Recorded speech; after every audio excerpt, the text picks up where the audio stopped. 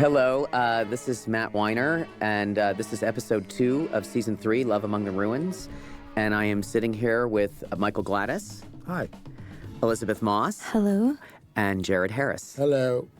It's fantastic.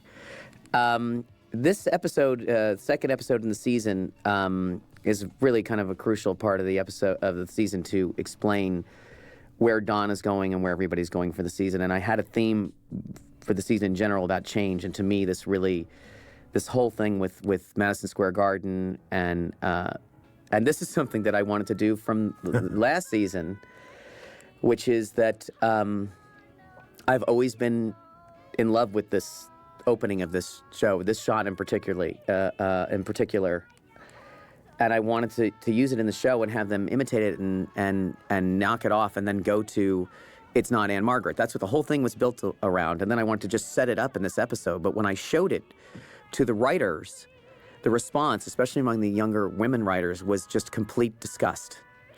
And I was like, what is your problem with this? And then I realized that was the story, and that Peggy probably would be embarrassed by this too. Yeah.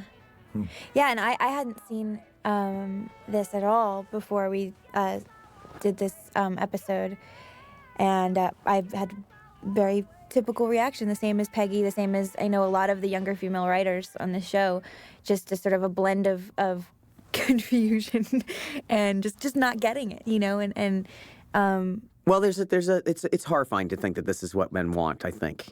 Because on some level, if you're a young woman, because it is unabashed sexuality, and it is a woman who's 25 acting 14. Right. But there's also, I mean, they added it to the movie. Yeah. And when we started to get into imitating it, it's technologically very sophisticated. There was a treadmill. It's one shot. I remember watching the rehearsals with the dancer that did it, the actress. That was great. Yeah, no, they really nailed it. But and you can do the whole routine, by the way, on a treadmill flawlessly. Me? But I love this moment here. We see they have a shot at Pepsi. We see there's new business going on in the company. And this is the entree. We wanted to talk a lot about the season, and I talked to Lizzie about it even from the beginning, that a lot of this was about her and how much she's like Dawn. And this is sort of her entree into that, is like, you know, we know that she was dealing with giving this child up last year, and her sexuality was really repressed. It was this relationship with the priest and coming clean and confessing, and now I feel like here she is. She's still such a young woman. Mm-hmm. What is going to happen to her? When is she going to... And also the issue of, would she repeat to master, which is a common psychological thing, where they say women just keep making the same mistake over and over again? Right, right. I think this season for her, we talked about it a lot, Matt, is all about finding out who she is and figuring that out. And I think it's great that right off the bat, episode 2 just comes this bye-bye birdie thing, which just, that question that piece of film presents for women is exactly what they're trying to figure out at the time. What are they? Who are they? How much is his sexuality? How much is not? And for Peggy, I think what she's torn between is she doesn't like it, but how much of that is the obvious thing is how much of it is just jealousy, and you know how much does she actually just kind of wish she was that girl, and it's a question that I think a lot of women ask still today. I love this scene because January really seems pregnant in it. I love the idea that she's sort of losing her. She doesn't remember if she's finished the box or not. And one of the themes going in this episode is about this old and new and the decay. And so you saw they were looking for antiques. That was a big part of it. We tried to do as much of that as possible in the episode. And I love this. Michael, you want to talk about this pitch here? Yeah, a couple. I love it. First of all, I just love that Paul stands up for himself in any way, and stands up for the old Penn Station. And actually, I had a funny thing happen recently. Over Christmas, I was in Penn Station. I was going up to visit my folks in Connecticut, and the train was like 3 hours late. And I had 2 people come up to me and say, "It is so funny to see Paul Kinsey sitting in the new Penn Station." Yeah, I bet. It really stuck with people, which was great. Well, one of the things about this scene, besides letting him express, you know, the other side, and it becomes across as a very gray area.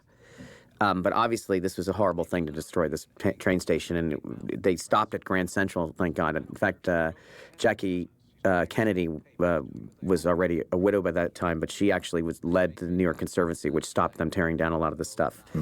But the idea of progress, the World's Fair, we did not. This scene was dependent on showing Penn Station to people, Right.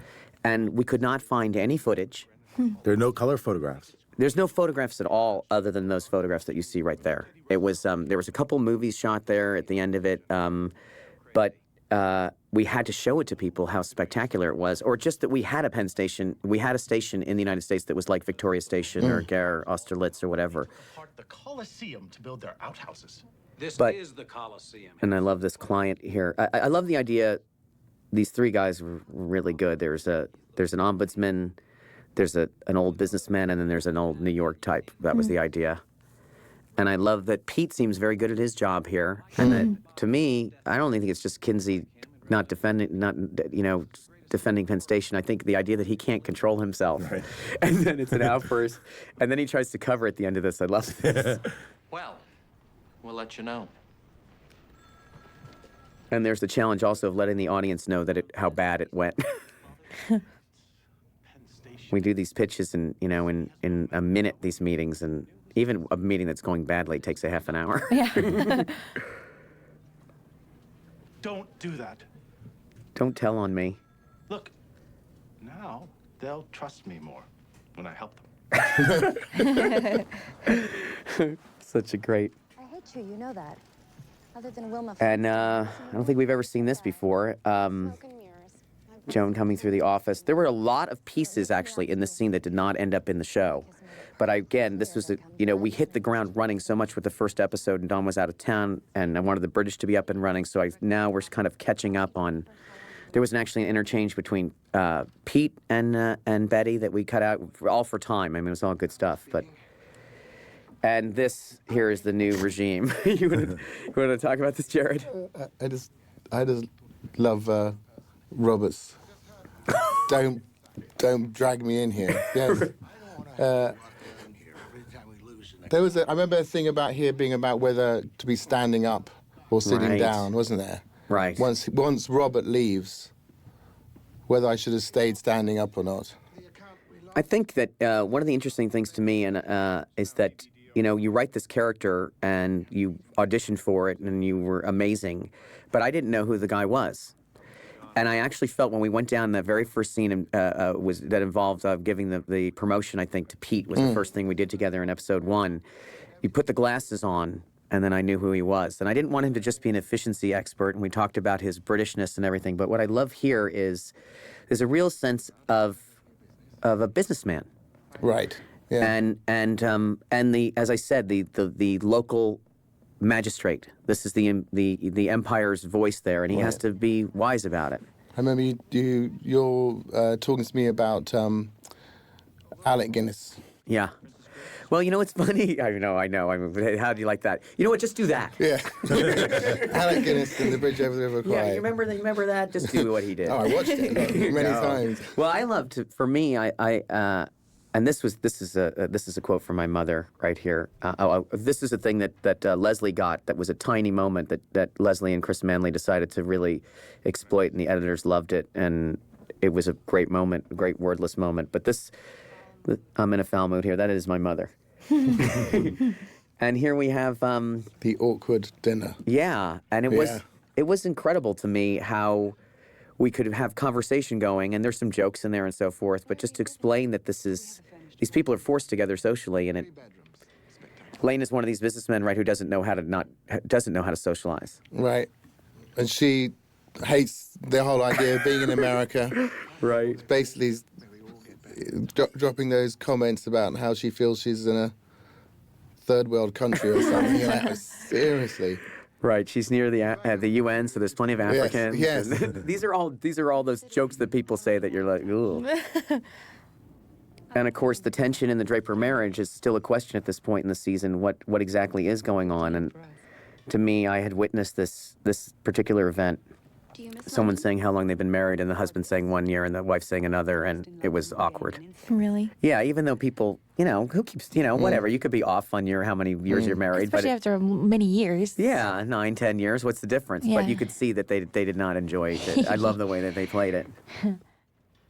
You said something about repeating to master. Do you think that Betty is repeating to master with what she gets into with Henry? Or is that I a don't leading know. question? I don't know. I mean, we'll see. I mean, I think she had no other way out, but that's on the other DVD. I love this too. Here, Don is you see a real married relationship here. We know that Don, despite his experience with the secretary, with the stewardess, which is what lots of businessmen do, Don's particular behavior and his obsessions are kind of held in check right now. And what I felt was this was the process of playing on the history of the show, which is that we know that Gene doesn't like him. And we know that Betty is obsessed with her father, which is completely normal for someone to be worried about their father. But I loved this conversation to me feels very much like a real married people's conversation. You're going to tell me now or 5 seconds after I doze off. Yeah. But that part of the drive of this show is that Don's powerlessness at work is huge. And someone's going to pay the price for that. Even if it's spiting himself, even if it's bringing that man into his house, he's going to have a victory in his life somewhere where he can exact where he can exercise his power. And I feel like crushing his brother-in-law at the end of the episode is what it's about. But I love the way it comes into it here. And I love the way the two of them are in the car. I always feel it. And then there's a sweetness about the baby, too. Mm-hmm. We see her kind of cold with her other kids often, but there's a sweetness about it. Send them in. And again, here's another sort of catch-up thing of where are we? This is where the audience is positive that Roger has remarried. And one of the few ad-libs ever in the show, Talia, who's fantastic in this scene, just fantastic in the scene, she refers to Jane as June. She asked me if she could do that. Really? She call her by the wrong name, which was something I hadn't thought of, and I loved it. And I love that, the daughter is petulant and Margaret, and she feels like a young girl, but Roger is committed to his relationship, and you get a real family dynamic, which is what a lot of this was about. Again, more of the decay of like things moving on, and the family dynamics there, but they're fighting to hold on to the past, and he just wants to move forward. And Say what exactly? I've suggested to Margaret a compromise. You and June host your And I love the way, you and June, yeah. And I love the way that Leslie and Chris shot this, too, because you get this distance and this big 3 shot. And They're in the exact same pose with their Yeah. drinks. But I did. and The least she can do is not come to this mine. was a line from the writer's room. I didn't go to her wedding. The least she could do is not go to mine. On my wedding day is gonna ruin it. Well, I love She's young that enough we to get be to my have sister. people How is it play their age. And I know we perceive that someone in that period would have to be more mature at 20 years old, but you're never going to get over your dad leaving your mom for a younger Right. woman, and she's a spoiled brat, and we've always sort of said that. This guy is great, who plays Brooks. We're not married anymore, I like the silver and the bells. And this tiny piece of, this is my Twilight Zone moment where you see that, darling, I'm so happy, and you get to see the lifesaver from the SS Titanic. I wanted people to know exactly what year it was and that the people were making plans. Here's another thing that was scripted to sort of show this decay. We tried to stress the office this much. The camera doesn't always show it, but this little thing of him bobbling the cigarette, Yeah. and John did it wonderfully. Just a little bit of like, it's not Don. John is so good with the business. You have to write in him screwing it up. Yeah. Right. I love this scene. I love the sort of fake cheer at the beginning, and To a nice lunch today. Peter and Paul rubbed him very much. this was something that we talked about at the beginning too, because you never knew, and that's what I was saying. I'd always talk about creating characters with actors, and it's not just the cliche of playing to their strengths, but it's literally like Jared asked me a question like, is this man more powerful than them? How can he exercise his power? And I was like, it doesn't matter what your title is. You still just can't go in and force people to do anything, even if you're the boss, even if they're your secretary or whatever. So, Campbell, send over the folder. and I love that this dynamic here. Yeah, I mean, yes, it was about you explaining is you have to live with these people and not be with them on a day-to-day basis. So, you know, it's about cooperating rather than about being dogmatic or something. Yeah. Right, but you still, it's the way it is. Yeah. And there's a physicality. I assume that you have this also with you put on the suit, you get the glasses, you're in that office, all the drawers are full. You have an amazing office. It has to help. Yeah. Now, here's something else that I love, that this feels like a legitimate family dynamic to me also. They know that he's in this delusion, but they're sick of humoring him. And, you know, you get Ryan is so wonderful in this part, and also the actress who plays Judy. This is all part of the actors that go along with her family, and you just feel like you're, again, seeing a little snippet of this. And So I said to them, it's so crowded in here, I feel like I'm on the subway. when you walk through a scene like this where you have nothing to say, you get to do this a lot, Lizzie. Yeah. You got to be in it, right? Yeah, Peggy does a lot of the sort of no dialogue scenes, and I actually love doing them because I feel like they're you know, there is writing there. You know, in the moments and the looks, there is so much there. I personally love doing them, and I find them challenging, but I love that. It's great. That's I remember cool. one day in season 2, I had a whole day in my apartment where I don't think I said a word. It was like we were filming a silent movie. It was with the Relaxizer. Oh, right. Remember? And it was just Right. all this like silent film acting, and it was so fun. Well, it's funny because you can tell so much story in that. It's always like whenever you're doing a movie, you know, or something about people being bored, there's like, well, this sequence will show them being bored. You can do that in a shot. And something like this, to me, the audience may or may not absorb that. All they know is that Joan, we saw Bye Bye Birdie, we heard Peggy's reaction to it, and then we see Joan, who was just so fluent in this language, and Peggy is observing that more than anything to me. And you really feel it. There's just like a twinge of insecurity, or It's just a continuation of the theme of the episode and the season for her, where she's just trying to figure out who she is. Right. You know, is she Dawn? Is she Joan? Who is she? What is she supposed to do? And Right. in this episode, she sort of tries to experiment in this one area, just to try it, you know. And I love it. kind She's of open doesn't- to it. Yeah, she's just trying to figure it out. Because there's no one answer as to what is a woman. There are a bunch of answers, and Peggy has to figure out what kind of woman And also, she is. Exactly. or a person. It's nothing to do with even being female to me. It's really just like how this woman. You could portray Peggy as the loneliest person on earth, and I don't think she is in that, because I think she's in her work and she's in the social thing, and she's somewhat self-reliant. Yeah.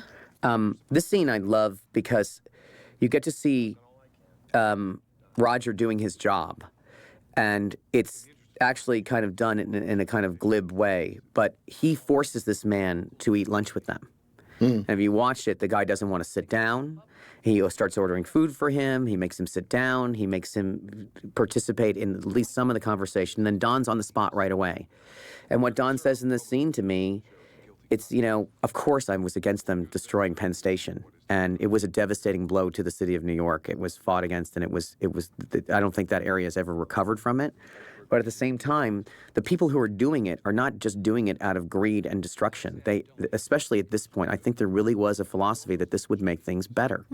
That area had been redeveloped. It was already the third, Madison Square Garden, because it had burned down a couple of times. But I love Don just saying to him here, as fluently as he can, and he is good at it. Change is terrifying. Yeah. And Don is in a period of change. And I also, there are things that you try to build into these things, the country and the city. Don's from the country, he lives in the country, but there is a renewal that is needed. There's a grayness to this world. And New York City went, even just, this is our third season, even from the first season, New York was already in the process of decaying from a great moment. Yeah. And I kind of wanted to tell that story as much as we could without, we don't have the footage, we don't have the budget, we don't have anything, so it has to be city. We don't have the city. Yeah, when are we going to start going to New York to do exteriors? That is not on the DVD. And this guy who plays Edgar Raffet is just wonderful. The communist, the radical. Grandpa Gene is going to watch his program now. This is a little piece that you get where you just show what state Ryan's in. I mean, this is a man who came in for 2 lines to play her father in the first season. And you just saw that there was chemistry. He's a substantial actor. And I felt that Betty's a mysterious person to us, but knowing that she has this father and that he hates Don and that she obviously married Don knowing that, it's a great dynamic. And here again, I got to use a lot of my own life and other people's lives this season. And the reality of this interchange here is, you guys are actually, all of you, I think, are younger than me, but this is a conversation a lot of people are just starting to have in their lives, which is, kind of a theme on the show anyway, but the next generation sort of stepping up to adulthood. It means dealing with these problems, but you're still a child. So here they are fighting over their dad's stuff, and she's so political about it. And so Eric Lydon here, who plays her brother, William, incredible to me, the casting on this guy. Yeah. He really is. They brought him in, and I was like, there is something so strangely, he's such a male version of her in so many ways. Absolutely. Sell our house. That would give him enough to live on. That's very generous. And she does not mince words about this, which I love. Do you think And I think that it's such a complicated place to be in, because it's not just about the money. I think that she feels it's a sibling rivalry. Yeah. And also even just the guilt that Judy has been taking care of him. Yeah. We put that in, with her saying you need to take your medicine in the first scene. And What's the solution? Those homes are for people who don't have families, William. He's a lonely old man, and he's not Yeah. well. And how difficult it must be to put your mother or father in a home. Right, exactly. And for Betty, I think it's very much in character that this is not even up for debate. But of course, it's complicated by the money. We put the cake in there. They did this great shot. And here we have, Don. Hopefully people are getting into his psychological state. He's not front and center in this story. But you, I think, are surprised to see him sort of coming up against it. And here we have, I love this. line. Yeah, what, drop your socks and grab something? They're both in the Army, and I love that Gene laughs at it. The men all had that in common in that era. Yeah. He could not pretend like, it was not part of the experience. And it was literally like, you went to high school. What I like is how this sort of, despite what's going on psychologically in Don's head, he comes in and he's just totally the man and totally the hero and sorts everything out, and this is how it's going to be. He does want to solve this problem. Yeah. And here's another thing is, that I'm proud of that we do on the show, there's a little piece in here that you have to write in, even though it's meaningless on set, when he gets up and yells at the kids bumping in the next room. Right. And I always wanted people, I have them turning off radios and turning off TV sets, and this idea that it's a sound thing, but it adds such a texture of reality. Yeah. You had, who didn't have their cousins come over to their house, and that is a dad. That's dad. It's So timeless. What do you want to do? How can he talk that way to me in the condition I'm in? There's a little irony here with her wine and her and another reference to the decay. She talks about his jacket being dirty and the dirt of the city. And I don't know if people ever catch that stuff, but it's very helpful when you're writing. Here's something that is just sort of thought of as a comedy thing, and all that matters is that it's shot well and that the actors play it as if there's nothing happening. And they're wonderful here. They got those great baby sheets, and they're sleeping in this house. And I love what he says here too, which is My father and her fought constantly. that she's rewritten history here, Yeah. but also that it wouldn't. He doesn't want to be around that man all the time. Right. Don had nobody at their wedding. Nobody at all. And this theme constant about references to him having no people. yes, yeah, it's important. It's important that Don is Don is this mysterious force who came into their life, and Betty brought it in there. They're middle class people. It's very, or upper middle class people. It's very important to differentiate that, because a lot of the story also for the season was about Don becoming that guy in a suit, which is what he wanted to be, signing that contract, being that person, and this is all the trappings. But we know he's something else. I love this. Yeah, this is just great because it's just, any 20-something girl has had this scene in her life, the washing the underwear. I and think the that this thing here is just, to me, and I have to say, Elizabeth can sing. And we cut together a bunch of different takes and different keys.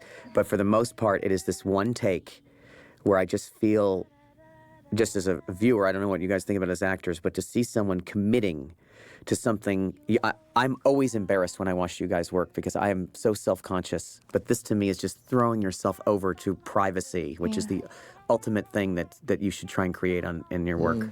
This was one of the rare occasions when we talked about something. We and did. I think you called me, Yeah. actually, or something. We talked about it, and I remember you said, and it was the greatest note ever. You said you have to really try to do it. Right. Like really try to do Anne Margaret and Bye Bye Birdie, and it was the greatest note because I did. I kept watching the scene over and over, and all I tried to do was do the choreography and do think it's her. great. And it was the greatest note because it made me very unself-conscious because I was just trying to do her. It was really helpful. A lack of self-consciousness. I mean, people watched the show and everybody responded, especially to that scene. And the other acters, were just like, give me a scene like that. It was all jealousy. I love it. Everyone was very nice. Hey, here's the thing, Jared, too, where I was talking about it, and with all of you guys, where I feel and I love that Paul's back on it in a low-level way, where I feel the physical power here. And this scene, to me, is, again, here's a conflict that no one's expecting. This is not Duck. Their check bounce already? Unfortunately, there's a conflict. Did you tell them it's a stadium in the middle of New York City? It's one of a kind. They know exactly what it is, a project. And they told us to turn it down. I'm confused. It's a question of economics. I love how tense this is. It's hard to do, too, because Don has a tendency, and John Hamm plays into this, he will bully his way out of these situations a lot of times, and it doesn't always work, but the audience loves it.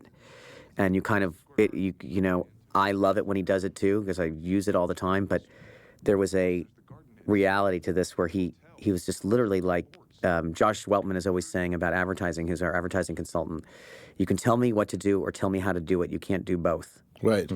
And I did my this job. is Now you're telling me it's all for nothing because you forgot to check with your boss first? Who's running this place? I know this is difficult. And Lane, he seems really embarrassed. He should be.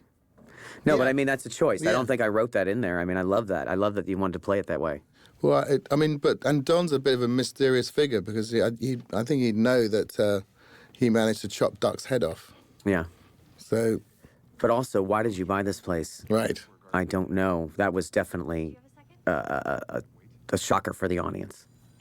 I just imagine that when you're that far away from your home office, there's a vacuum, people are talking about you, you've got enemies and you've got supporters, and that's given an opportunity to the people who are going to try and push you over the edge. And so it's a risky thing being out here. Yeah, but I also love it. We talked about this in the beginning about how Machiavellian he was, and I think he's literally just trying to do the job. Yeah. And he's much more comfortable with the numbers. And I also love that, as usual, like with William, shit flows downhill. Peggy's gonna get it for this, and he's like, I don't care, whatever. And you're like, you haven't seen it, you've seen everything. And then here, to me, this is one of my favorite things that we did this year. Me too. I think this was a great scene. And the choice, I think, the choice to play it in the dark, not turn the lights back on. Yeah, I just love that this sets up their relationship for the rest of the year. This scene, I feel, because she thinks he's going to be on her side. She thinks she mistakenly takes him for a friend. Yeah. And he kind of shows her that might not be all the time. Or he's just thinking about other things. He's just thinking he's just living his life. And he feels terrible about what he's doing on some level, don't you think too? But absolutely, but it's the catalyst that pushes her into a lot of the behavior that she's had this year. It's one of the things that pushes her into the relationship with Duck. Yeah, for sure. Literally into the arms of another man. Yeah. And it sets up a lot for the year. I just love the vulnerability. She's so businesslike here, and she's arguing with him, and she keeps trying to take it, as we do in these scenes, into a level of intimacy. And you do get there, and then he steps on her. Yeah, but I think she's so obviously showing her true colors. It's so obvious, like how sort of jealous she is of Aunt Margaret and how she, wants him to agree with her, and she's trying to be like cool about it. It's not working. She can't believe that he likes that too. I think also. I think she's disappointed. I think so too. And he said, we worked on this line a lot. I kept remembering going over the scene, but I'm sorry if that embarrasses you. Hold that. Yeah. Here we go. I mean, this to me is like always gravy. The two of you together, I don't care what it is. The two of you standing next to each other, when worlds collide, it could be anybody. He's so great here. This is one of my favorite scenes ever in my entire career. Just, I love working with Slattery. They're so different. They don't work together. That it's great. What does that mean? she's pretty straightforward with him too, but it's not. He won't allow her to be straightforward with him. My father passed away. There you go. Your father's dead, right? You'd do anything. Yeah. He's not even listening to her. No. He's having his own conversation. And here's where you get this journey into this. This was very important. The garbage had to be placed right. I love this shot. It's hard to make things look dirty on film. I've talked about it, and the office is more beat up. I love the feeling here. Scott was important in this. Obviously, Dan Bishop, Amy Wells, the locations department. But this really felt like she was walking in on a party, and that she was seeing people. And this shot in particular. Is that Coles? Yeah. And then I also love the music here. This is another one of Alex Patsavas's fantastic library cues that is so of the period and black and young, and of course there's nobody black in the scene. But and I actually love all the background work in here. Oh, And they did so great. This is one of those scenes that we often have in Mad Men where there's so many people doing such a good job at their job. Yeah. Whether it's extras wrangling and the set and the music, and everybody's just doing such a good job that all you have to do is just sort of be plopped down in the middle as an actor. And Really? That's great. And it's all right I didn't there. know that. The That's great. extras are in your way like they're supposed to be. Right.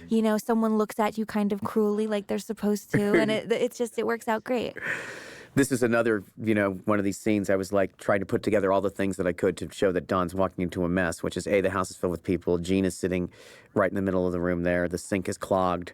The kids are watching TV. Where's Mom? And this to me felt like, oh God, you don't want to walk home into this. And I have many times. And I love the editors sort of compressed this so that they would arrive down here. This is actually 2 shots knit together, which is amazing, that arrival. And that she's taking it out on herself, and this is her big failure, which is never seen this way anymore, that she's going to have to go out and get a bucket of chicken because she couldn't even cook. And then William is abusing her, and Don has now gotten the crap kicked out of him at work. He went out of his way to get this thing. He's not in control of his business. That's really about control of his business. And someone's going to pay for it. So this is about putting control in wherever he can, sort of. I think so. Yeah. And it's also... he just keeps getting, totally demeaned. Yeah. And I also... and this, stamping his foot and, William's reaction, they're great here together. That Don sort of... He literally... He kind of manhandles him. I mean, it's cruel what he does here, but I think... All upset. One thing I've learned from this, don't get old. About your father. That's a real jackpot. That expression was something I heard from somebody on The Sopranos, and I always swore I would use it again. A real person. You're going to explain to your sister and your wife that we have reached an understanding. You are going to support your father financially, and I... And Don is going to solve this problem in a way. I think we're all surprised that he's going to take him into his house, but he will do this to win. Right. Yeah. And the thing that sort of makes this scene for me, besides the fact that Eric Lydon's fantastic in it with him, and I don't know what it's like to have John Hamm do this to you. But I do. You do, that's right. And so do you, Michael. Lane didn't get that much of it, Jared. But maybe next season. Maybe next season. There's something to look forward to. But he stamps his foot here, but he's got this line at the end here that makes it real to me, where he just says, "You want him, you got him." Which is like, so you think you won? Right. Enjoy. And then just there's a writing problem here, a story problem here, which was very hard to deal with, which is that the information has to happen 3 times here. It has to be here, then it has to be told to Betty, and then it has to be told to the dad. To the dad. And there was a kind of creative breakthrough for me when I realized that it would be it would be very cool if he just saw them having the conversation. We know what they're talking about. We don't need to hear it again. Right. And that Betty just looked over at him filled with love. There was some question about the ad on the back of this newspaper. That is a period newspaper. There was lots of space being used in print ads at that time. It looks like a Verizon ad. It is not. Oh my God, really? And there's a music cue David did here, which is wonderful. But I love this look January gives him. I think this is like the sweetest thing he's ever done for her. Huh. And he knows it's going to be hard, but it was the way to solve the problem. And then he comes in and acts like the man here. And Gene's wonderful here. This to me is very painful because they have to be the adults. But I just love him. It's beyond self-pity. The plans you make. Daddy, Don and I want you to live here with us. Elizabeth. Honey, I'm not that blue. Just for a while. Not that blue. Yeah, that Maria told Maria Jacques Maton pitched that. It's I can't tell you how much of the families of lives of the writers is in this show. And the thing I like about it structurally too is that you get this here. This to me is just he's so real. And he's in and out of, consciousness in terms of what he's aware of, but he is completely aware of what's going on here. And everybody's kind to him, but it's so patronizing. I love that. You always say she's a better cook. He's not nice. Yeah. He's not even grateful to Don. Daddy, don't talk like that. We should go pack. Girls, start getting your things I together. love that too. He's saved face. But I love structurally too, what happens here is then this moment here, and then this story sort of takes over. Yeah, a little bit. Which is what I wanted to be. I love this idea of surprising the audience, like you don't know who you're going to follow home. Right. And so we saw her in a bar, and I think you don't even know that guy is going to be her date. Yeah. This conversation to me is very real, and you're adorable in it, and he's adorable in it, and... It's funny. I met this guy at a party a week before the table read.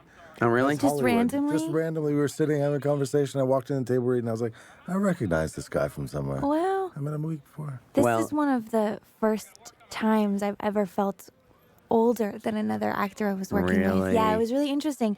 Because I feel like it was set up that way. Like she's obviously supposed to Absolutely. be like the more mature person, and Yes. she's sort of the man in the evening. And But she's behaving like a woman, and that's the great thing is she is manipulating the situation and letting him talk about himself Yeah. and flattering him and laughing at his jokes. And Yeah. she says a couple of very funny things that he doesn't even notice. doesn't even notice he's just eating his burger.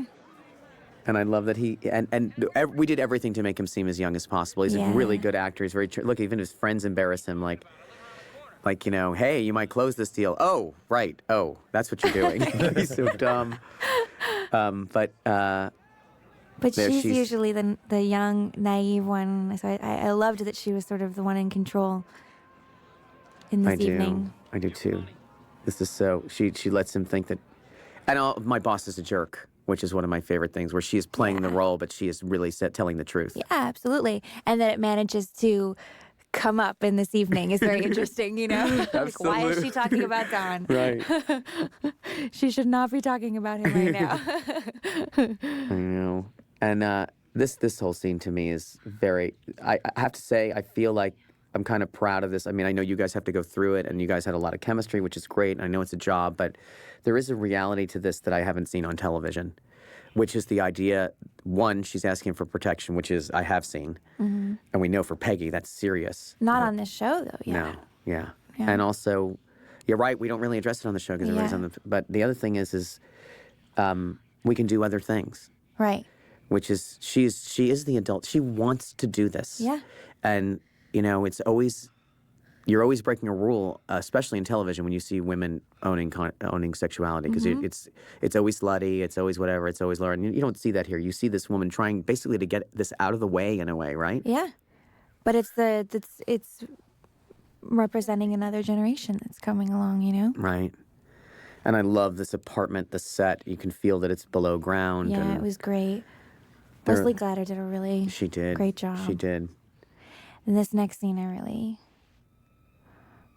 Well, not this Oh, scene. not this Now, one. this is another one of these things where Josh Weltman told the story about, and he's probably about his in-laws' families. This is a story about somebody pouring the liquor down the drain because they think it's prohibition.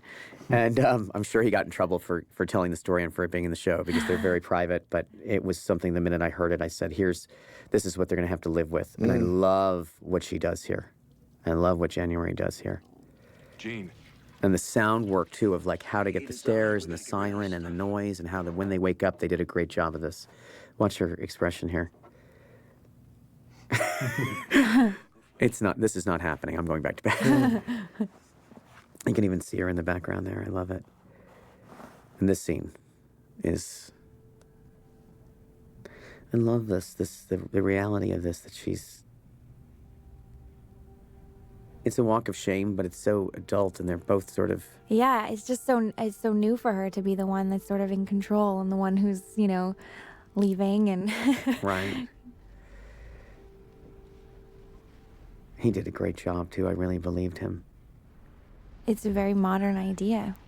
And he wakes up, he doesn't even, he obviously liked her. He Yeah. can't believe this happened to him. Yeah, he wants to see her again, wants to go to breakfast. Right.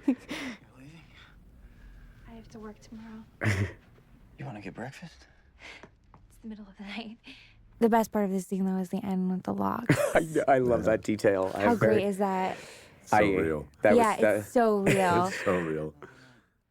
And who would think of that? Of course she wouldn't know how to unlock the It came to doors. me at the last minute because I just thought, I just remember having that experience. Yeah. I have it a lot, not in sexual situations, but you just it's one of these things where you just think, how is this done on TV? Right. And then what really is, you don't know how to get out of somebody else's apartment. Thanks. This was fun. It's also a sign of someone trying to get out quickly. Right. Yeah. Right, that's true. So awkward. So here we have again, a way to tell the story, I think, in a non-linear way, and to get into Don's subconscious and to understand what he is about at this point in the season. And the production aside, this is one of my favorite shots ever in the show. This really, really looks, I remember this from my childhood. Not the maypole, but the adults coming to graduations and so forth, and everybody looking like this. And this little piece of introduction is basically what the scene's about, is that spring is coming, and it always comes, and it's pagan. And Dawn needs to feel renewed. That's what the grass is about. That's what all that's about. Well, And I also saw it when I remember reading the script and just reading the teacher with the bare feet in the grass and thinking, oh, the 60s are coming. Yeah. The hippies with their bare feet in the grass. Yes, but it's my point was also, this is not just the 60s are coming. This is primal. This is the cycle of our culture. And we keep doing these things they have a purpose. And I didn't want anyone to know that this teacher was going to be part of his life in the future. She just had the character name of teacher. I cast Abigail off of the scene in episode 5, which we had already written. But I love this moment. And the way that this cue works in here, David Carbonaro wrote this cue. It was another one of these cues that he had written for something else. We'd used it very briefly in the second season when Dawn brought Sally into the office. I didn't even remember it. They put it in the rough cut, and I was like, we have to buy that music. And they're like, no, David wrote that. It's so lush and longing to me. And editorially, too, there's something kind of magnificent here, which Chris Nelson found. He's such a great editor. There was just a rollout at the end of the thing where the camera just panned off here like this. This was just there. This was not deliberate. Really? May have been on the part of the operator, but no one had asked for it. It was so beautiful. cool. And here we have this family moment here, just to show their unit. This is their new unit, but it's all Cindy's dad wants to take our picture. slightly askew. That moment, though, with his hand in the grass, I hope people understood that's what it was. He just wants to feel that again. And here they are back in the cold reality of the office. He knows he's been hard on her. And She's all hurt. she is. And I try and say it over and over again, and I think this is part of what you do well too, Jared, is that all of his personality aside and the fake socializing and whatever, New York falling apart, there is a sense about work That's what this is to me. This is the two of them are going to work. And that's what this shot was to me about. Is like this is the communication that we can all. Right. I just love that Leslie did it. Chris Manley, this through the doorway. This is just a great combination of talents here.